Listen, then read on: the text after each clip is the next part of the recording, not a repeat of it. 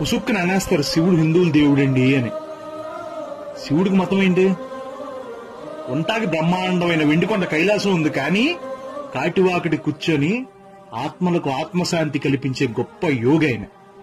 కోరుకుంటే పసిడాభరణాలతో ఒళ్లంతా నింపుకోగలడు, కానీ వేళ్లకు పావులను ఉంగరాల్లా, మెడలో పావును ఆభరణంగా ధరిస్తాడు.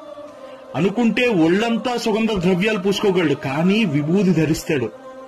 దానికి అర్థం ఏంటి అంటే, every precious thing can be turned in to ash. Nothing is permanent, just Shiva is permanent అని అర్థం. శివుడంటే ఒక మతానికి దేవుడు కాదు. అర్థం చేసుకునే బుర్ర నీకు ఉండాలి, మనసు నీకు ఉండాలి. కానీ శివుడంటే ఒక ఐడియాలజీ, శివుడంటే ఒక ఫిలాసఫీ, శివుడంటే ఒక దిక్సూచి. నువ్వు మార్గాలన్నీ నీకు మూసుకుపోయినప్పుడు శంకరుడు ఒక్కడే నీకు మార్గదర్శి.